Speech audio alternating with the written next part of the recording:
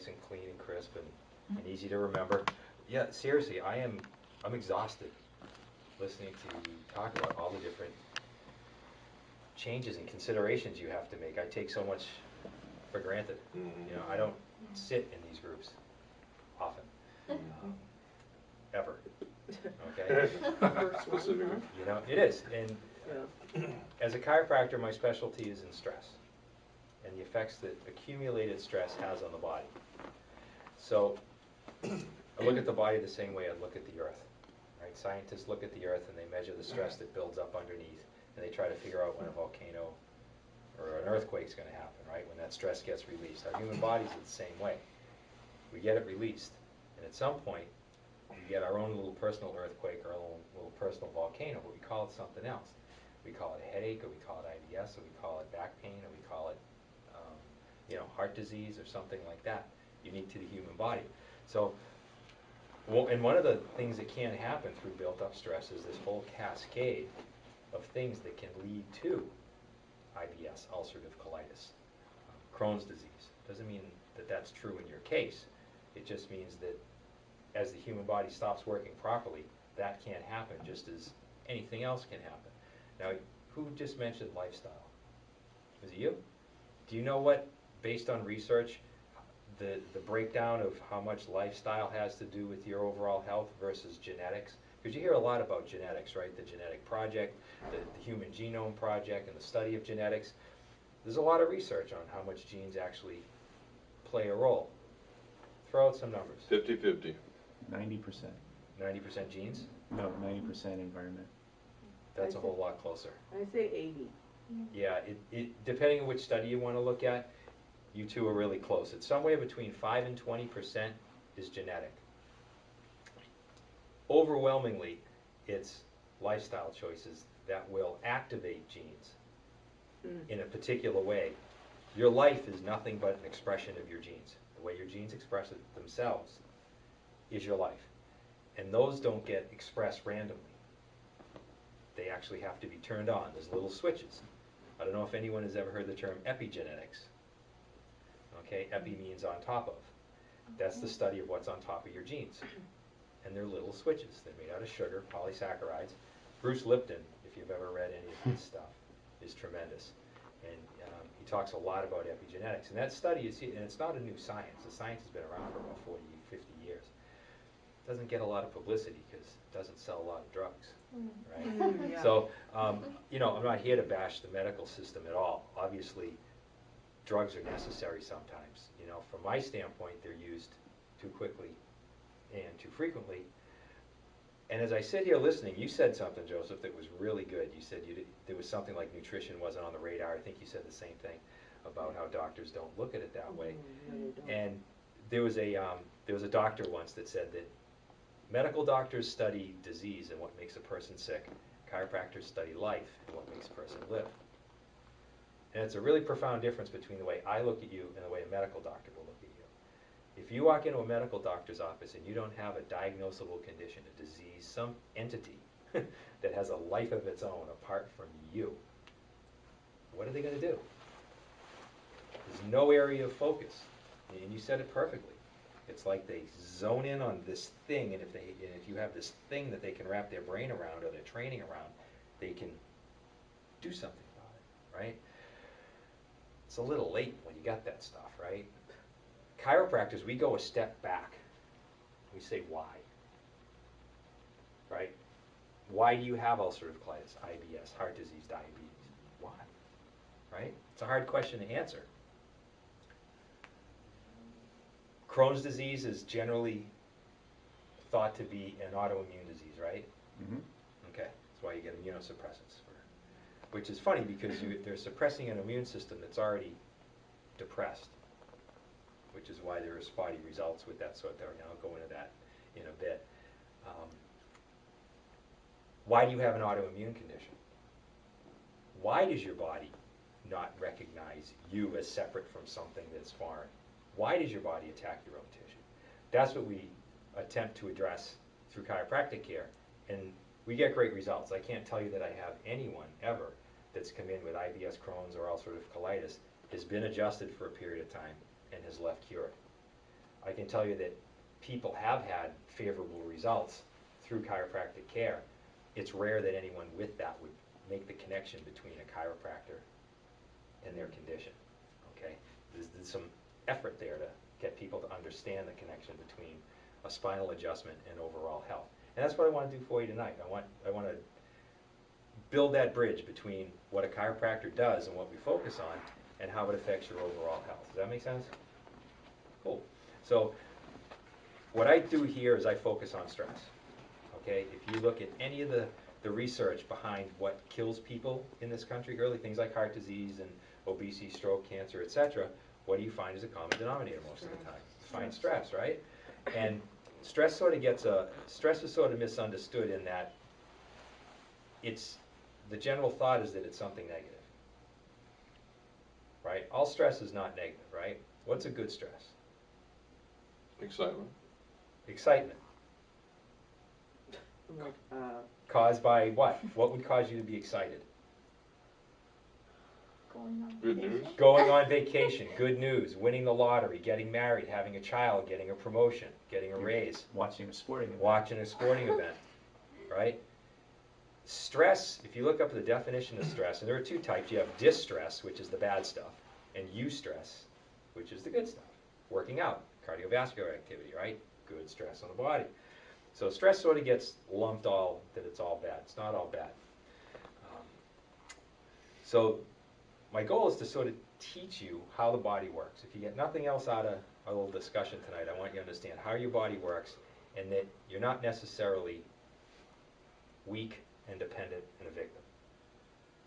There are things you can do proactively, and a lot of you are doing tons of it with all the diet changes that you make and the research, the amount of reading and the research and the time that you spend researching your condition and your life and how to improve it naturally. Being in a group like this, I mean, that just takes so much time and energy. I respect all of you for just, for devoting all that time and not just sitting around and feeling sorry for yourself. I mean, that's fantastic. And the fact that your minds are open to listen to, other alternatives, I applaud you for that. Because drugs will only manage a condition, right? It doesn't promote health. You talk about a cure for diabetes. I mean, I don't know that a drug has ever cured anything, right? It just manages symptoms. It doesn't promote health. It will change numbers on a graph or on a blood test. It'll make you feel better, right? But I mean, drinking vodka makes some people feel better, right? Does that promote health, right? Not really.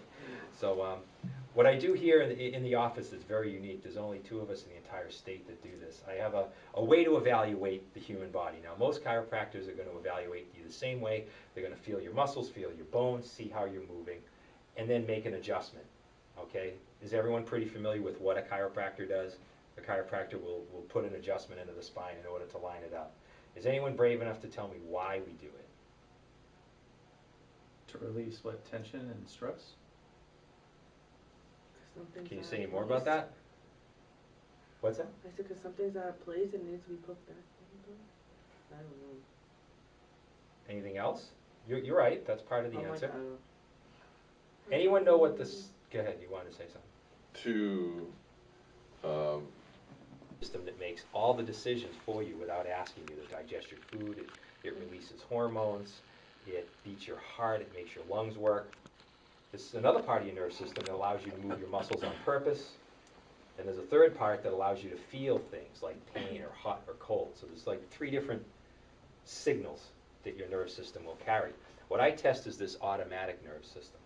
So beyond just doing a physical exam to see how bones are moving, to put one back in the proper place so you can walk better or feel better, the bigger thing is to connect your brain to your body, is to make those nerves in that spinal cord fire properly so that communication is close to 100%.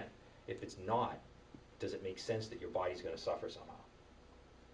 Does it make sense that if this continues for a long, long, long, long time, it's going to be a problem? Right? How long can you put a little rubber band over your finger and leave it there? A minute, 30 seconds, until it starts turning blue. Leave it for a week. Can you even use the tip of your finger anymore after a week, right? So the longer you leave stuff on there and let it sort of grow unattended, the bigger the consequences. So what I have in the office is very unique. It's called a stress response evaluation. What I do is I evaluate your response to stress. And it's not like a treadmill or exercise or anything like that. I have people sit in a chair and I hook up little sensors. We've all seen cop shows where they do a polygraph, right? Lie detector test, and they'll put a band around your chest to measure your heart rate, maybe your breathing, your hands sweating. Because when you lie, you stress yourself out, and your physiology changes, and that can be measurable, and we know, okay, you were really there that night, right? Well, what I have is a sophisticated version of that. I still look at hand sweating, your respiration, and your heart rate. We also look at brain activity, muscle tension, something called heart rate variability, which is a sophisticated measure of how flexible your heart is. And we measure your reaction to stress for 12 minutes. You sit in a chair and you do certain things, and you relax, and you do certain things, and you relax. And we see how dynamic your body is on the inside, and it gives us a profile of how much stress you've got. And then I relate that to your level of health. Does that make sense? It's pretty sophisticated. Like I said, there's less than 200 of us in the world that do this, and there's only 2 in the whole state of California that do this. And it's great because it gives us a huge insight into what's going on the inside of your body, stuff that you would never know, stuff that you would never know. So what I want to do today is with that as sort of a primer, is to go through a report that I give to people after the test.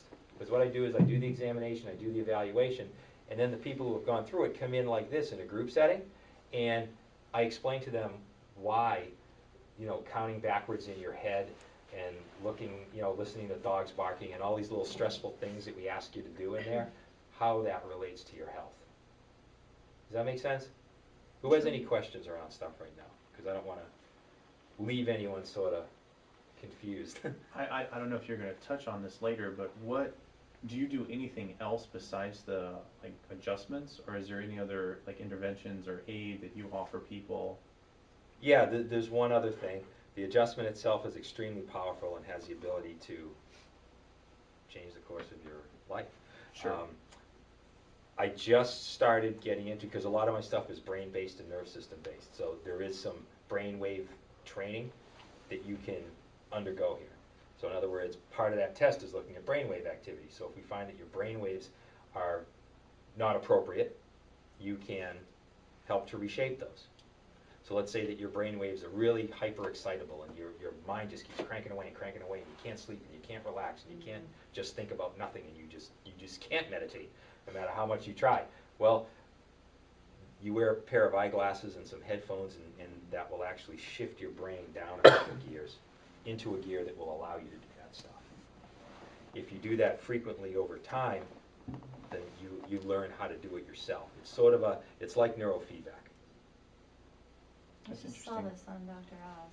Did you? The neurofeedback thing? Yeah, neurofeedback is huge. Neurofeedback means training your own brain. Biofeedback means training your own body. So let's say you have trouble breathing. You breathe with your shoulders instead of your diaphragm. You can be hooked up to the equipment in there so that you get some feedback as you're breathing that says, no, you're doing it wrong. And then, if you do it correctly, the flower will bloom. If you do it incorrectly, the flower stays sort of dead and wrinkled on a stem. So there's little games that come with this equipment that allow you to get feedback to let you know that you're doing something correctly. And neurofeedback's trickier because now you have to control your own brain waves. I mean, it's like trying to wiggle your ears. You know what I mean? It's a hard thing to learn how to do. But if you do it right, your sailboat wins the race.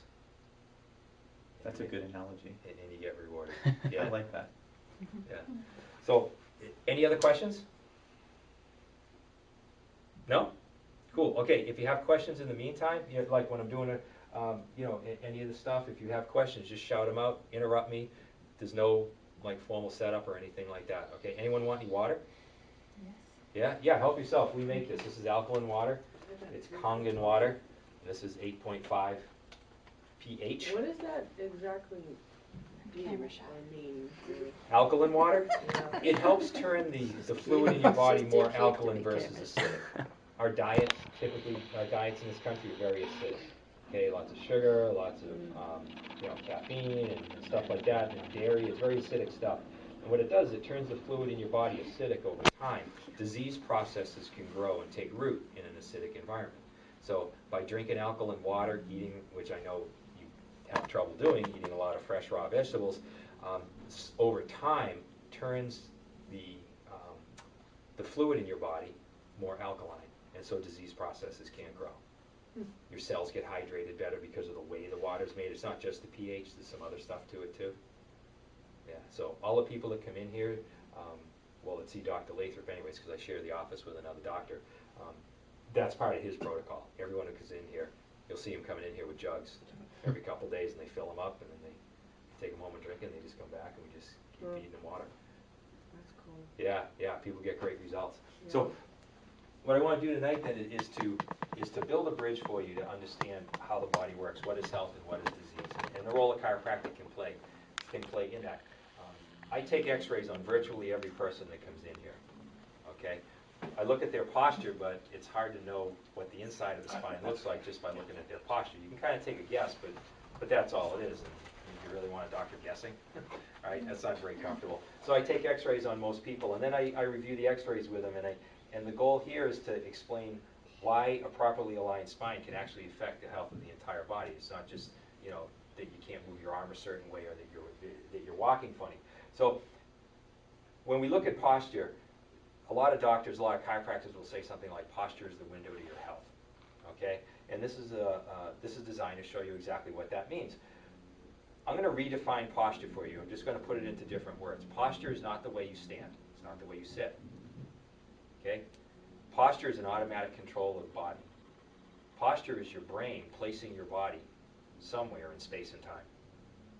It's an automatic thing.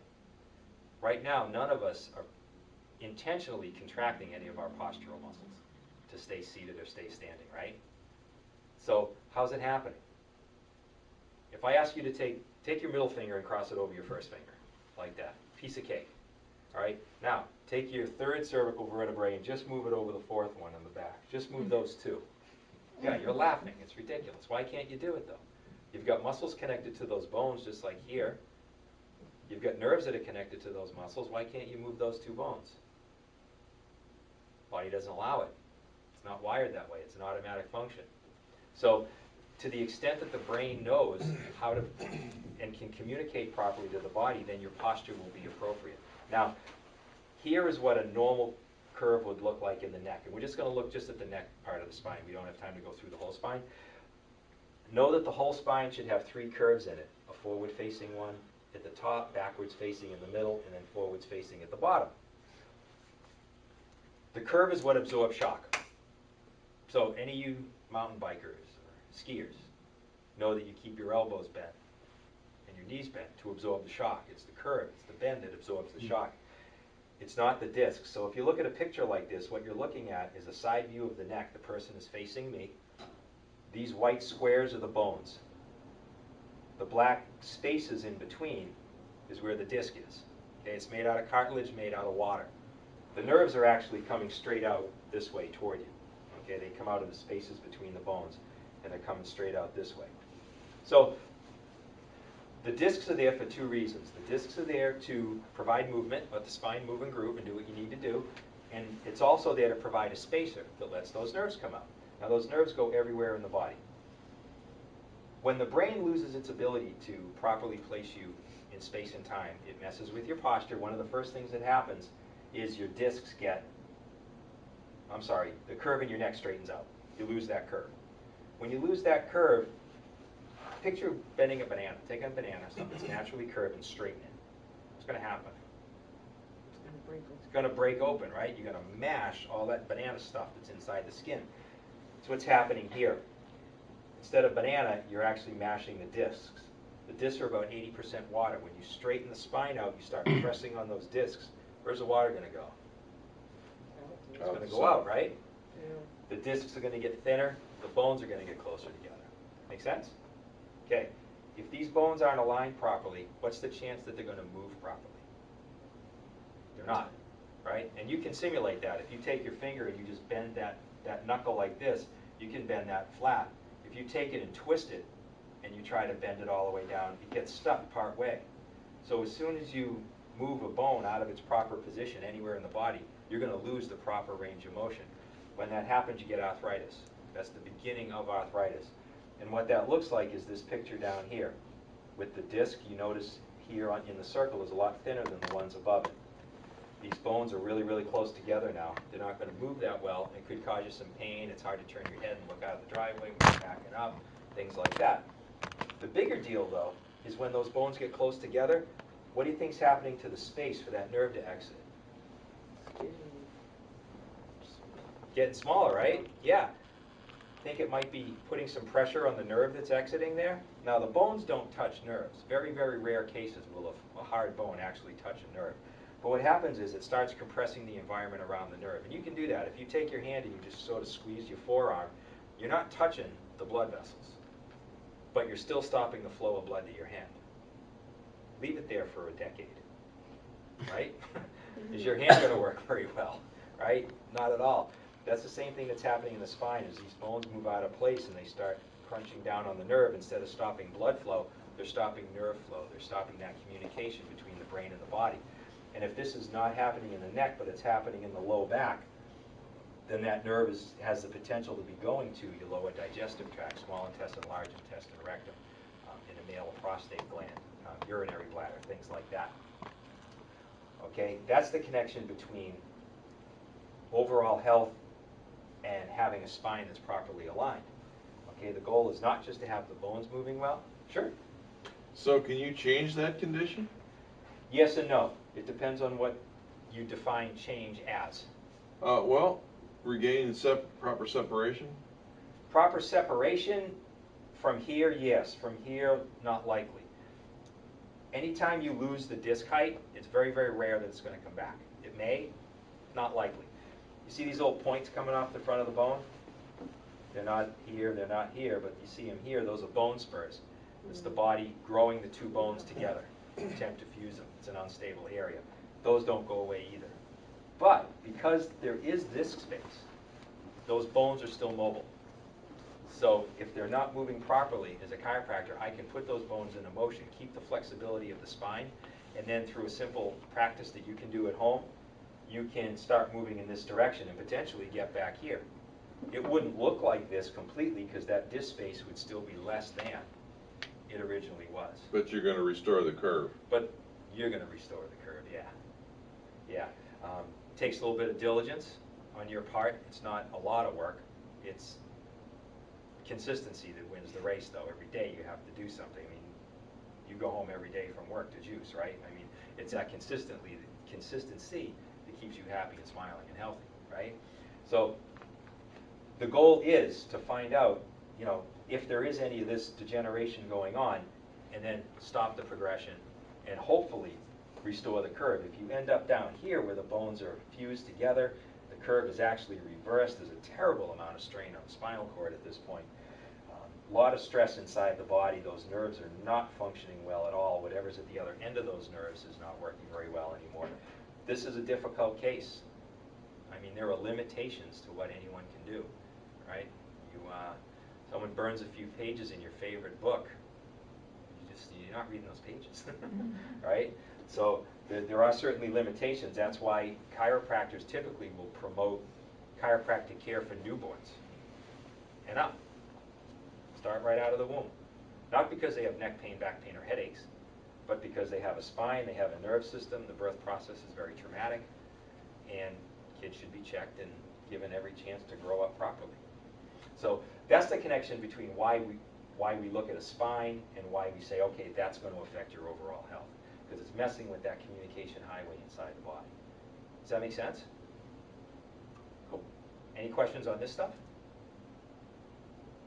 Nope? What a quiet crowd. All right. All right, so here's the confusing slide. Don't look at the words. Just look at the pictures. Just the colors. Okay, you got green, you got yellow, you got red. Green is balanced, yellow is unbalanced, red is exhausted. What are we talking about here? We're talking about your nervous system.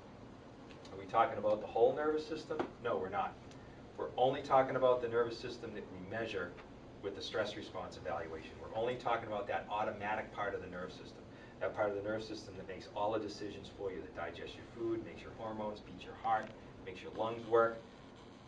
You can't tell me what that's doing. You can tell me if you feel pain, you can tell me if you can't move your arm properly, so we don't need to necessarily measure those parts of the nerve system, but this part we do, otherwise we don't know what's going on. So most of the time we're born balanced, okay? Now these colors relate to states, different states your nerve system can be in. You can't be happy and sad at the same time. You can't be hot and cold at the same time. You You can't be balanced and unbalanced at the same time, okay? Most of us are born with a balanced nervous system unless we've had some sort of, major trauma at birth or some genetic defect that prevents us from being balanced. What happens is, over time, we just lose that. We fall out of balance because of our lifestyle. We don't pay attention to everything that we need to pay attention to usually, and our health suffers over time because of that. So I'm going to tell you a story that's a little bit exaggerated, but it needs to be to make a point. So what I want you to picture is you're out with a friend or family, and you're having a picnic and you're going on a hike. So you have lunch, and then you start hiking through the desert. And about a mile in, you come across a female mountain lion. She's in the bushes right over there, about 6 or 8 feet away from you. She's not real happy that you're in her neighborhood. Her family's behind her, and you're a threat to her. Would you agree that certain things inside your body are going to change? Your physiology is going to change, right? What's going to happen to your heart rate? Increase? It's going to go up. What about your blood pressure? Increase? It's going to go up. What about your breathing rate? Well, Yeah, it's going to go up. What's going to happen to your hands? They're going to get sweaty and hot or cold? cool. Cold. Any idea why your hands get cold? Because all your heat of your body goes to like your central core. Yeah, exactly. Your blood moves to the core. The blood carries heat. Anyone know why the hands get sweaty? This is brilliant. To release, like, I don't know. Give you a better grip. What? When you're now in stress mode, okay? You've heard of fight or flight, right? Sympathetic nerve system, is that word familiar to you? Okay, the other side of that coin is the parasympathetic nerve system. That's called feed and breed or rest and digest. It's your growth mode. The other side is your sympathetic nerve system, fight or flight, your survival mode. You don't want to live here. You want to engage this when you need to, but you want to live in growth, not in panic, right? Those are the two halves of this nerve system. So when you're in that fight or flight, you may have to fight or run. So you might have to grab a stick, grab a rock, climb a tree, choke the lion. So probably last on your list is choking the lion, right? But you need a better grip for that stuff. So your hands get a little sweaty, a little tacky, a little sticky. You would think it would be more slippery. If it got too wet, yeah, you don't want to get so wet that your stuff sliding off that you're literally sweating, but your hands get clammy, and it gives you a better grip. It's pretty ingenious. Another thing to consider is when you're in that fight or flight mode, your body thinks it may get cut, okay? And if it may get cut, a good idea is probably to dump some stuff into the blood that's going to clot the blood vessels. LDL cholesterol is really good at that. Okay, so just stick that away in your back recesses of your brain for a moment. We'll come back to that one. So at the same time all that stuff turns on, that survival mode turns on, that sympathetic nerve system, it shuts off the other half because they're on a teeter-totter. When one's on, it shuts the other one off. There are 3 systems in the body that take an incredible amount of energy that get shut down when that happens. Digestion is one, reproduction is another, and immune system is the third. So that beautiful lunch you just ate, does your body really care about absorbing nutrients if you're going to get mauled by a lion potentially in 30 seconds? It's not going to happen. In fact, your body might even dump stuff, right? Make you run faster. So digestion, forget it, it's not happening. Reproduction. No one's going to be starting a family right now, right? So it takes way too much energy to keep that system running, so the body shuts that down. Immune system function. It's got a choice. Do I really dedicate energy to fighting this little bacteria or virus that might be floating around in my blood? Or should I worry about bigger things, right? So your immune system shuts down. So let's say that the mountain lion decides you're not a threat. She goes back into the brush. You go back home because you've pretty much had enough excitement for the day. You would agree that all that stuff should normalize, right? Your blood pressure should go back down. Your heart rate should drop. Your breathing should normalize, right? Your hands should dry off and warm up. And the other stuff should come back on. Your digestion, your reproduction, your immune system function. They should all turn back on. People don't always operate that way. That's an appropriate response. Okay? What we do with the stress response evaluation is measure whether or not you can actually do that. Okay? And it has some significance to it. When you fall out of a balanced nerve system state, you fall into one of 2 places. You're either considered what's called under-aroused or over-aroused. An under-aroused person is that person who is always in that rest and digest and that digestion mode, but they're never getting into the fight or flight or survival when they need to. That's important because that part of the system is important. You don't want to live there, but you need it. One of the things you need it for is eliminating food that you've digested. So people who are under-aroused can suffer from constipation quite frequently, because these people are always digesting their food, but they're never eliminating it. They're not getting into that. They're very under-aroused. So they end up with something like constipation. A lot of other things that you'll see is people in this condition will have poor attention, they'll be disorganized, they'll be a little bit spacey, and it just, generally, having low energy and not really connecting with the world because their nerve system is sort of depressed and laid down. Someone at the far end of the spectrum is going to be your ADD or your ADHD people. Okay, At which one? At the far end of the under-aroused My spectrum. son has ADHD. I was telling my dad that kind of sounds like my son. He has pooping issues and all that other stuff. Yeah, and he may or may not have ADHD. I mean, No, he does. He's been diagnosed since kindergarten. He's now in 6th grade. So. and one of the values of this is that, how old's your son? He's 11. 11. What's his name? Dylan. Dylan. So Dylan's old enough to get a stress response evaluation. If the child is old enough to sit still and pay attention and follow some instructions for 12 minutes, Hopefully. he can do it. So, but yeah, one of the things you find out with this is what's the brainwave pattern, and if the brainwave pattern doesn't support ADD or ADHD, the child doesn't have it. It's something else. That's interesting. So that's why you can't. That's why those stimulants will normalize a child's mood, is because Like they're coffee? they're under-aroused. Yeah, any The stimulant like that, Ritalin, Ritalin and the Adderall and Concerta. stuff. Yeah, because Yeah. their nerve system's under-aroused, so that balances the mood. It brings it up. Doesn't He promote takes health. Concerta and it helps him through school. Like, he's tried Adderall and Ritalin and all the other ones and they were horrible for him.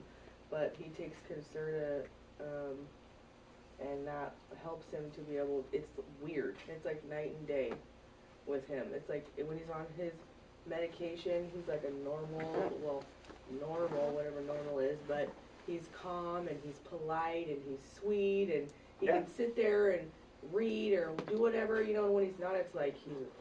Yeah, you can absolutely hijack Yeah. the body, and you can move it into a certain place, and you can change the mood and change physiology with pharmaceuticals. It doesn't get to the cause of the problem, obviously, and it doesn't promote health, but it does sort of get the symptoms out of the way so the child can live as close to normal as possible. Again, from my standpoint, I want to know why. Why is the nerve system unbalanced, and Yeah. what can we do to balance Me it, too. right? So, a low pain threshold is another one. That means it doesn't take much contact for someone to feel pain. Pain is a very slow traveling signal, but it needs something else to balance it. And these people who are under-aroused, they don't have any other information going to the brain other than pain. Okay, think of an athlete who breaks a bone during a competition and they finish the competition, right? All that motion and all that activity in the nerve system is just suppressing the pain signals. They never reach the brain. They never reach the conscious brain. You don't feel it. Stop playing football or tennis or whatever it was, right? And all of a sudden, oh my God, what did I break, right? Think of Bruce Willis in Die Hard. He's running across broken glass on bare feet, right? He doesn't feel a broken glass. He's getting shot at. He's trying to save his life, right? That's someone who's in that sympathetic state all the time. Someone who's under-aroused is just the opposite of that, okay? Over-aroused. This over-aroused individual is the person who thinks that they're being threatened by that lion 24/7. They worry about everything. The front of the brain is cranking all the time, and they're always in this survival mode, always in threat, and they can't get up here. Okay, this is internally. This is stuff that a lot of people, you just don't feel this stuff, right? And this is the person who has cold hands, cold feet, tight muscles, teeth grinding, blood pressure is high. Remember what happens to the immune system when you're in that fight or flight mode? It gets suppressed, right? It gets shut down. So you have poor immune system function. Irritable bowel is a potential result from this condition. Okay, this is, if your nerve system is in this state, you don't have the ability to digest your food. You're always in survival. You're never getting into that rest and digest, that feed and breed state. So you've got this partially digested food mixed with stomach acid that sort of makes its way through the digestive tract, being an irritant. Okay, over time, you're going to get diagnosed with irritable bowel, right? When the half-digested food gets to the colon, as you know, the colon needs to resorb the water, put it back into the body so that you just eliminate solid waste. If the colon's unable to do that, then you have these bouts of, diarrhea. if this stuff sits long enough with the stomach acid and this half-digested food floating around in your colon, you think you might get some ulcers in the colon, right? Ulcerative colitis. So there's certain things that follow from other things, certain sequela to having a nerve system that's not in balance. And we'll go another step further. If you want to think about Crohn's disease, they talk about autoimmune, Crohn's disease being sort of an autoimmune, of an autoimmune origin. And we'll get to that in a minute when we get down into the exhausted nerve system. It's possible to flip between over-aroused and under-aroused and be in an unstable state. This is where your body is just changing. It's very dynamic. It's not balanced, but it's not stationary either. A lot of people fall into this category. People with migraines and simple headaches are the most common folks that fit into that category. Women who have PMS or hot flashes, more so than the next woman, same thing. They have difficulty regulating their hormones on a regular basis because that nerve system just is not in a good state of balance. At the far end of it is going to be someone with a bipolar disorder, someone who's flipping between anxiety and depression and back and forth again, right? You don't see too many of those people, but that's one of the reasons why you can have a bipolar disorder. So going back to this over-aroused person for a moment, think of what I said earlier about dumping LDL cholesterols from your liver into the blood to clot your blood vessels because your body thinks you're going to be in a fight. What if the person just thinks that they're going to be in a fight? They're in that threat mode all the time, that survival mode all the time. The body doesn't know the difference between a real and an imagined threat. So it's just going to do things that are appropriate for being under attack. So it's going to keep your blood pressure up. It's going to keep LDL cholesterols floating around in your blood because it never knows when it's going to get cut. So that person just goes for a routine physical and they kind of feel okay, but they go in there and they get their cholesterol checked and they're like, holy cow, your LDLs are crazy. We got to put you, what do they say? We got to check your environment. Joseph, how you doing? How's your life at home? What are you eating? You stressed about anything? Now, they say, well, do you want Lipitor or do you want this or do you want that, right? Well, try these. They artificially change the numbers instead of looking at the environment. It's appropriate that you have LDL cholesterol in your blood if that's your environment. Same with the high blood pressure. You go in for a routine physical, they say, boy, your pressure's pretty high, we better put you on something. And so they put you on something, but they never address the environment that created that high blood pressure. So your body says, what the heck are you doing? Pressure's supposed to be up, so it keeps pushing the pressure up, fighting the medication. So they increase your dose, and your body pushes back, and eventually you get sick of the side effects. You say, the hell with this, I'm taking my pills and throwing them away, or I'm going off them for a while. You take the lid off the pressure cooker, what happens to the blood pressure? Well, it just skyrockets. And what do? Oh my God, I'm sicker than I thought. I really need those pills. And you just created this thing, right? So my job is to look at the whole person, the whole body, not just what's going on inside, but why it's going on inside. And to the best of my ability, help you out with that. Chiropractic adjustments do a good job, but it's not everything. You have to do other things in your life. There are 5 key areas that I teach people where to keep their attention. For me, the centerpiece is chiropractic care because it keeps your body and your brain connection strong so you can actually assimilate all the other good stuff that you're doing in your life. But you've got to have good nutrition, you've got to have good exercise, you've got to be able to sleep well, you've got to have a good mental attitude. Otherwise, you're just working with little pieces and parts of the whole, right? You're only going to get so far that way. So would you agree that if you're in unstable or an over-aroused condition that it's pretty exhausting, right? It takes a lot of energy for your body to continually do this. It's called energy expensive, metabolically expensive. There's a couple of terms for it. Either way, eventually what could happen over time is that your nerve system can raise the white flag and say, you know what, I'm done.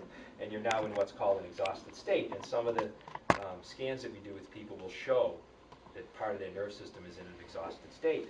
And the body now is going to prioritize. It's just going to do the key things that it needs to do to keep you alive and keep you functioning, the same way that you do when you run out of energy in your day. You start knocking things off your to-do list from the bottom, the stuff that's not really that important. Right? Your body starts doing the same thing. It says, well, hand temperature, that's not that critical. Hand sweating, that's not that critical. You need to keep the heart running, the lungs running, brain functioning, stuff like that. And the big 3 that take a hit are the big 3 that took a hit when you're in that fight or flight. It's digestion, it's immune system function, and it's reproduction. So let's talk about immune system because that's really connected to Crohn's disease, right? So what's one function of your immune system? It has 2. What's one? Fight disease. Fight disease. I'm going to rephrase that. for the benefit of maybe guiding you into the second answer.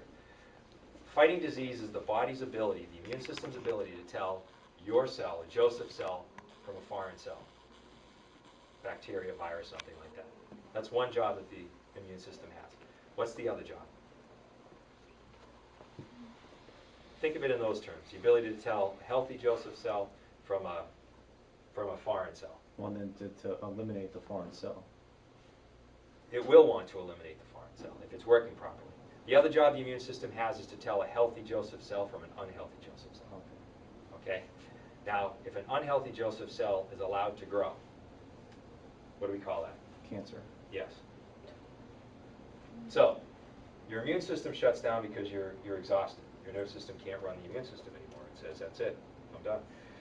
So, now let's say the body can no longer be able to tell a healthy Joseph cell from an unhealthy Joseph cell. Potentially, could those unhealthy Joseph cells start growing and growing and growing? I'm going to stop using your name because I don't want to give you cancer. Yeah, those unhealthy cells can continue to grow. Okay? So, it takes roughly 7 to 9 years, depending on what type of cancer someone has, for the cancer to be detectable when you're just finding it by accident. No symptoms. You go in for a routine test for this, that, or the other thing, and they see something they don't like, and they do an investigation. They find out, oh, there are some cancer cells in there. It's been about 7 to 9 years. You feel fine. Are you healthy? Say no. Say no. No. Right? If you're symptomatic of that very same cancer, it's about 13 to 15 years that it's been growing. Okay, so it's important to have your immune system running. So let's say that your immune system can't tell the difference between you and a virus and a bacteria. So your cell and a foreign cell. Fair to say that it might not kill those foreign cells and you're more susceptible to infection? Fair to say that it might think that your cells are foreign cells and it might start attacking those?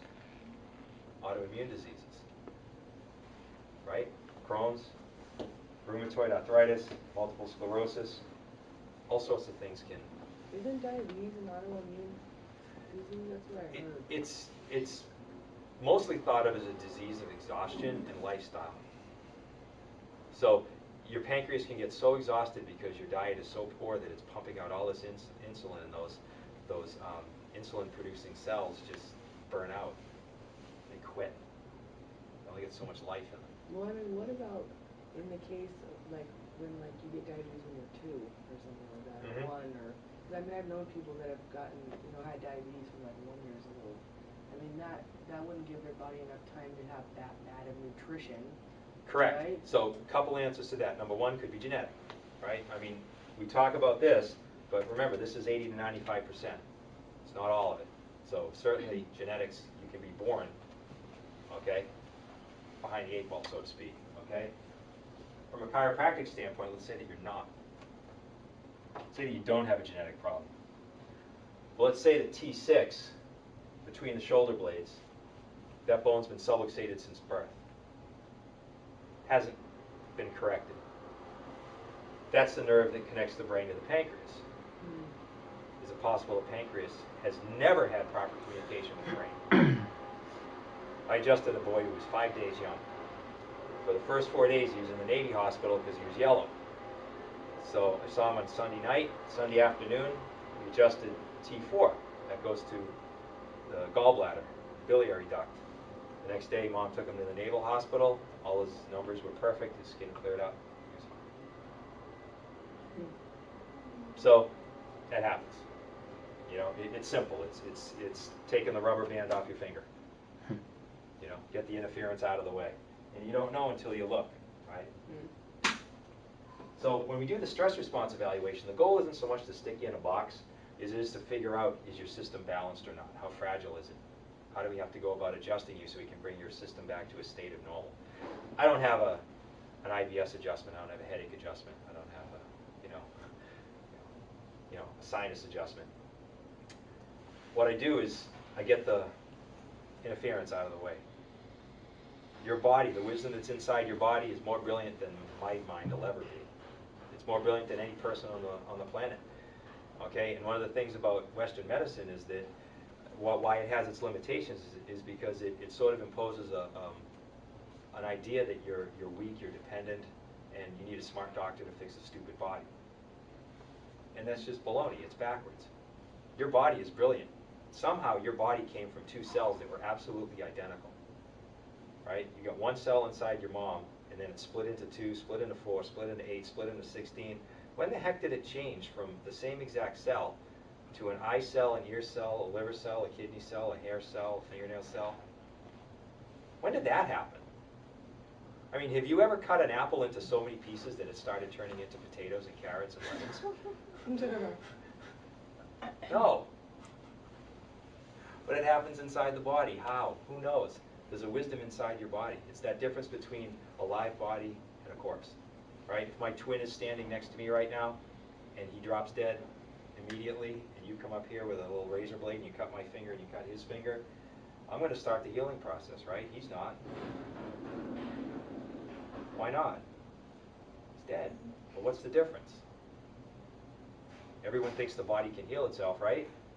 It can't. That's a body. Why is it not healing? Heart's not pumping. Heart's not pumping? Everything in it has to be alive and working for it to be able to do it. Exactly. And what's the difference? It's that energy between the brain and the body. And the body and the brain. You can live about a month without food, about, what, week and a half without water? I heard on Man vs. Wild, which, okay. He says you can live, depending on the temperatures too, like he was in the desert, blah, blah, blah, that'd obviously be less, but roughly it's about 2.5 to 3 weeks without food and only about 3 to 4 days without water, depending on how hot it is. Like obviously the Right. hotter the place you're at, the less time The for less everything. time that you have. And how long can you live without air? Probably not very long, a couple minutes. Couple minutes. How long can you live without nerve transmission between the brain and the body? Probably like the same or less. Milliseconds. Yeah. When is someone considered dead? When your heart stops beating. Yeah, no Brain brainwaves? stops. When the brain stops working. Your body can't heal itself. It's the power inside the body that heals the body. So you can still be alive if your heart isn't It's a power problem. pumping? Your heart will continue to pump, but they don't clinically call you dead until your brainwaves shut off. That happened to my dad. He was in a coma for 3 days, and then we were just waiting, and then the brain just. Yeah, and that, I mean, the brain runs the whole show, and without that power, without those messages going from the brain to the body and the body to the brain, it doesn't work. The way the body works is dreadfully simple. Think of a safety pin. You've got a brain cell at the top, you've got a body cell at the bottom. It's connected with a message that goes down and a message that comes back up. That's it. That's how the body works. Now you got trillions of those things, and they're doing thousands of things each, all at the same time and all interconnected. So it's extremely complicated, but it's a simple concept. It's a brain cell, it's a body cell, it's a communication. And what we do as chiropractors is we help get the junk out of the way. And so to the extent that your nerve system is in a state of imbalance, it can impact your health, and it can lead to things. And that's why I mentioned the word dysautonomia. This is the automatic nerve system, the autonomic nerve system that we're talking about. I'm talking about it not working properly, so you'll hear medical doctors say, you know, so-and-so has dysautonomia. Well, gee, that helps a lot. You know, it's Latin for body not working. Great, thanks. Have a good day. You know? And then, questions on any of this stuff? Or specific questions about anything you want me to answer? I mean, this is what the stress response evaluation report looks like. I wasn't really going to go into it because I don't think it will have much meaning for you. It might just lend, you know, a bit of confusion because it's an awful lot of information that I've already shared with you tonight. Where would you put IBD on that colored chart? On this one? Right. Yeah, in an over-aroused state, when the nerve system is in that sympathetic or that survival mode, and it's not able to kick in the digestive portion. So you've got, you know, partially digested food that's mixed with stomach acid that just sort of filters its way down through the intestinal tract and becomes an irritant. And couple that with the fact that the colon stops working properly and you've got excess water in the waste, and that's typically what you know, what will happen. Mm-hmm. Well, I shouldn't say typically, but that's one of the ways that can happen. So one of these, well, like, if this was true, then what's a potential intervention that would be helpful for you? You can say it. If what I'm saying is true, and nobody disputes how the body works, this wasn't created by chiropractors. This was created by PhDs, neurophysiologists. This is not, none of what I'm sharing with you is like chiropractic research. It's all medical stuff. It's just the way the body works. If what I'm saying is true, would chiropractic care potentially help? Sure. If chiropractic care can balance the nerve system, and a balanced nerve system gets rid of this stuff, yeah, it's possible. So consider that, you know. Use me as a resource. You know, be glad to help you if you're, you know, looking for other ways to, you know, attack what you got. So it's kind of all I got. I mean, I want to leave you with a little information about the stress response evaluation I do. I want to give you a little thank you for coming by. It's a little coupon that I handed out at the open house last week. It doesn't have an expiration date on it, so if you have any questions, you're free to call me. If you want to take advantage of anything I have in the office, you're welcome to call me and utilize that, you know, I whenever you have a want. question. My dad, he used to do chiropractic, and is it true, like, do you have to keep doing it, like, constantly, or? What do you think? I'll answer your question. I just want to know what you Well, think. my dad used to do it, like, every month, so. Why? Any idea? He said, I don't know, I always felt like he needed it, like, when his body felt good and he wanted to do it. It's a good answer. My answer to that question is no, you don't have to keep doing anything. You don't have to eat healthy food. You don't have to exercise. You don't have to floss your teeth. You don't have to take care of your spine or your nerve system. You decide what's a healthy lifestyle choice for you. For me, chiropractic's a lifestyle. It's not an intervention. It's not a treatment. It's not a modality. It's a lifestyle. I mean, could I convince you to stop brushing your teeth? Really? I could convince you to stop brushing your teeth today and never brush your teeth again? Well, I know I could convince her. I'd have to be the other way around. But everyone brushed their teeth today, probably twice. Did your teeth hurt when you brushed them? Is that why you brushed them? No. Why'd you brush them? Maintenance. Prevention. Prevention, maintenance. Keep your teeth healthy, keep your gums healthy. Getting adjusted is keeping your spine and your nerve system healthy. Keeps that brain-body connection working. 9 times out of 10, you don't know if you have spinal misalignments. You don't know that they're there. They don't cause pain most of the time.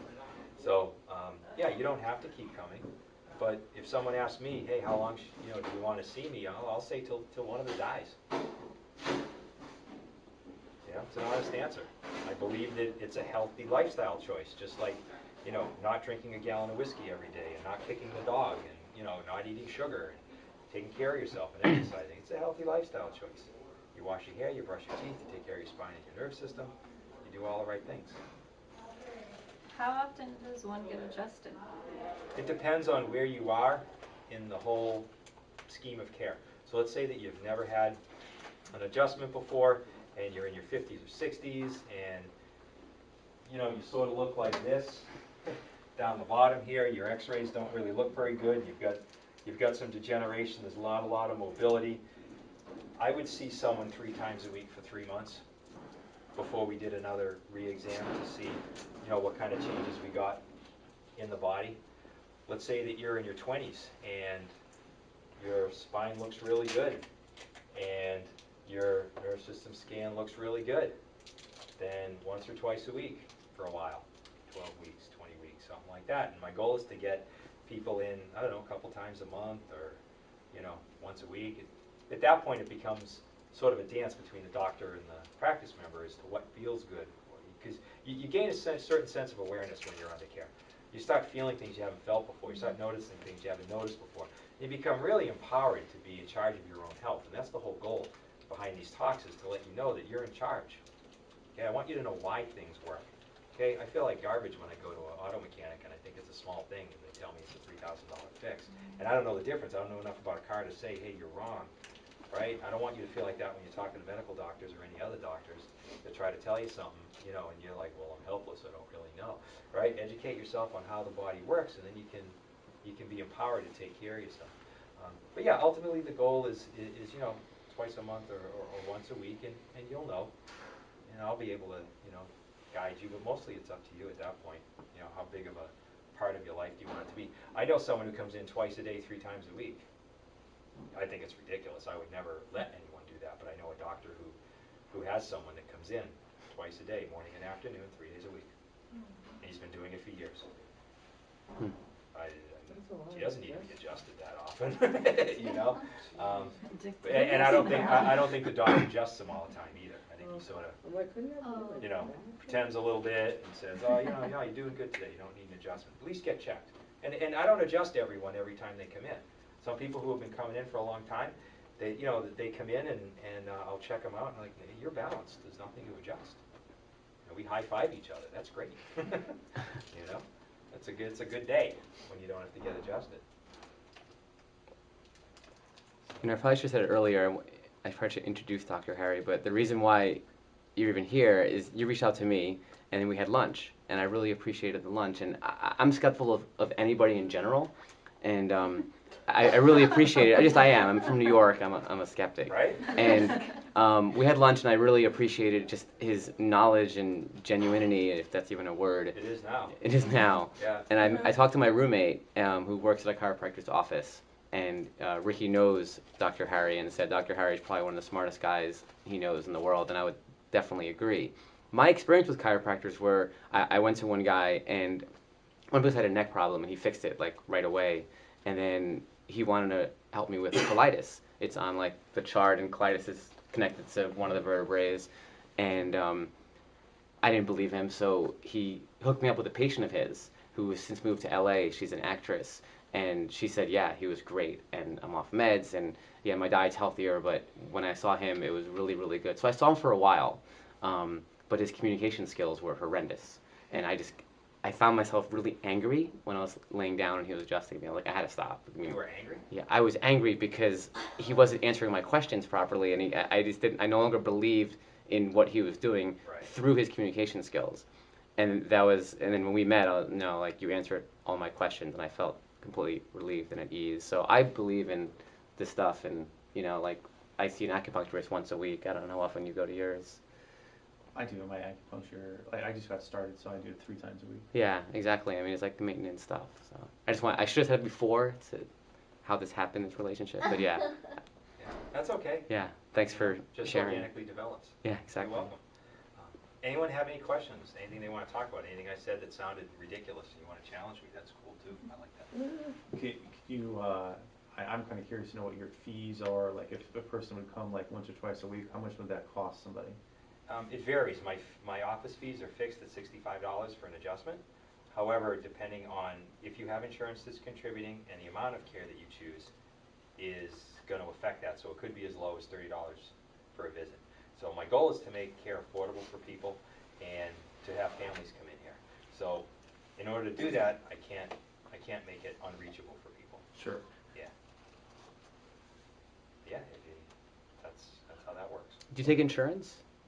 I work with all the insurance companies. Yeah. So what we do is at the first visit, when people come in, is I take their insurance card and I send it off to the billing company, and they verify the benefits and send it back to me, and then we know, if it's going to contribute and how much. Yeah, and sometimes it's in-network benefits, sometimes it's out. Just depends on the specific company. Excuse me. I have to mention, I tried those glasses he mentioned earlier, like the brainwave meditative. It's with like a visualization. I found it really phenomenal. You said you tried what? I tried the glasses he mentioned at the glasses. beginning. Oh, Yeah, and they the- were. I thought he was talking awesome. about like bifocals, like, No, throw on a it's, pair of glasses and listen to some headphones. I'm thinking, I got glasses and headphones. it's glasses that creates it creates a lighting effect as well. Yeah. Yeah, what happens is the headphones have certain tones that are put into the ears, and depending on the program you pick, it can be a different sound in each ear and a different frequency, different speed. And the eyeglasses have little LEDs on each side, and you close your eyes, and the lights flash. And depending on the program, they could be different speeds and different frequencies. And those two together, the audio and the visual, they shift your brain into a particular space, to a particular gear. I've got a woman that has fibromyalgia, and I gifted her a few sessions on there. I wanted to see if she had any response to it. There's a program that brings you way, way, way down, almost asleep. And she did that, and she said that her shoulder pain went from an 8 to a 1.5. It stayed that way During for the about, session, or? right after the session, and it stayed that way for about 3 days. Oh. Yeah, pretty cool stuff. And they run on batteries too, so if you buy a unit and you go camping or you're traveling or on an airplane or something, you can use it. And it's not the same as training your own brain, because this is actually forcing your brain and shifting your brain, gently, but it is moving your brain, into a certain space. The benefit is that you get to feel what that feels like. Because you can't just shift your brain on your own if you don't have training on how to do it. So this sort of shifts your brain into a certain space, and you realize what's possible, and you're like, holy cow, that is so cool. I had a guy do it. He picked the program that increases your focus and attention, and he looked at the nerve system chart. And he said, oh, I didn't know C3 went to the diaphragm, or whatever he noticed. He said, I've looked at that chart 100 times. I never noticed this, I never noticed that. That lasted about a day. He just did one session, lasted about 20 minutes. But the goal is to help move people, move their brain into a better place, and then hopefully raise awareness so that you can do it on your own and get yourself into that mode. I've got a woman with a 29-year-old who has autism, and to the point where he came in and visited a few times, but he couldn't take it. We were going to start getting them adjusted, but there was no way he would sit still for anything. He was just really, really severe. So I had his mom, check out the equipment, and I gave her a list of the different programs and what they do, and she took it to his primary care doctor and his psychologist and neurologist, and they all agreed, yeah, that sounds good, let him do it, go for it. So she's going to buy one of those little units and bring it home and have him use it to help, bring him into a better place, because he's really, really at the far end of the spectrum. Yeah. Is that process known as hemisync? Yeah, it's similar to that. Yep. It's not quite hemisync, but yeah, it's similar to that, where you're putting different stimulation, or sometimes the same, depending on the program, into different halves of the brain in order to bring balance. Is that balance through the collosa calorum? Yeah. Yeah. Yeah, the corpus callosum. Yeah, that's the bridge between the left and the right. That's just sort of a freeway to transmit messages. But I mean, oftentimes that's where the problem lies. There's no communication between the two hemispheres, right? Well, I don't know if it's oftentimes the problem. I mean, it's certainly one of the areas that can get damaged, but there's lots of reasons why a brain could be in a state of imbalance. As kids, we don't control what gets put into our bodies, not just nutrition-wise, but input, right? Emotions, experiences, stuff like that. People dump all sorts of things into us, and we're a big collector. And it just adds up. Our nerve system stores all this stuff, and then when we grow up and go out on our own, we start controlling that, but we've been programmed. And to the extent that we can recognize the healthy ones from the unhealthy ones, we can start unwinding it. That's why hypnosis is so good for people, right? It brings them back in time, where it's, oh my God, that's not me. I don't think I'm stupid. Why did I believe that, right? And you get rid of these false beliefs that you had. So that can happen too. Yeah, there's all sorts of reasons why. So if a patient was to come in for the first time, then you'd start out with the 12-minute test, and then you'd do a spinal X-ray, I guess, also? Or, yeah, it's 3 parts. One part is checking how the nerve system works, how the nerves themselves function. With the 12-minute test? With the stress response evaluation, the other half is a traditional chiropractic physical exam, right? How are the bones moving? Because that's going to tell me where I need to adjust. That's not going to tell me where I need to adjust. That's just going to tell me how the system's running overall. And then X-ray to see physically what the spine looks like. If there's anything developmentally that's different, if there's any degeneration that's going on, stuff like that. Yeah, things you wouldn't be able to. So there's a fee for each of the 3 parts then? No, I just combine it into one, because I mean, no one's really going to cherry pick. Well, just give me this and just give me that.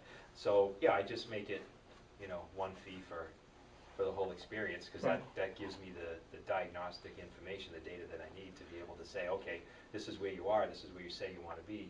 Either yes, I can help you, and this is how we get there, or this is out of my scope here, and let's move you over to this person. And so how much do you charge for that fee then? That is $195. I see. If you include an X-ray with it, it's $245. I see. And I discount that. Yeah. You have an X-ray machine here?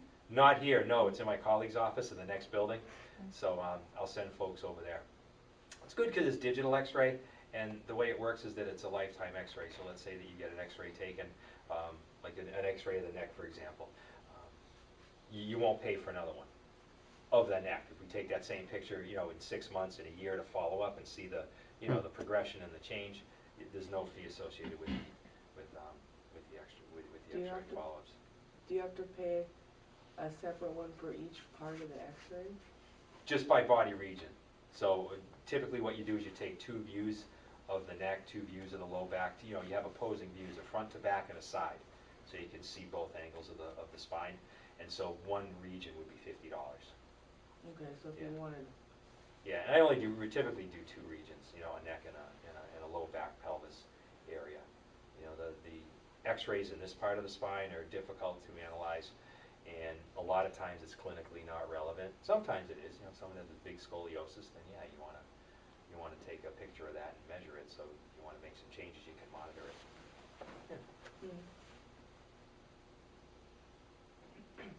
Can you briefly speak to what Peter does? Sure. Dr. Lathrop is a clinical neurophysiologist. What he does is he repairs soft tissue injuries. Soft tissue is muscle, ligament, tendon, and even nerves. So let's say somebody, I just heard on the radio driving this afternoon, Percy Harvin, the wide receiver for the Seattle Seahawks, just tore a labrum, which is a cartilage little spacer between your shoulder joint and the socket, or between your hip joint and the socket. That can be repaired electronically. So what he does is he has a little piece of equipment, and he has a blunt probe, and he sticks the probe over the area of injury and actually reads mathematically. It comes up with a little algorithm. It reads the damage of the tissue, and then you can switch it into a treatment mode and actually input a signal that stimulates the cells, and that you feel. It literally feels like electricity or a buzz or a vibration. It can get kind of intense depending on how deep he has to go in certain things.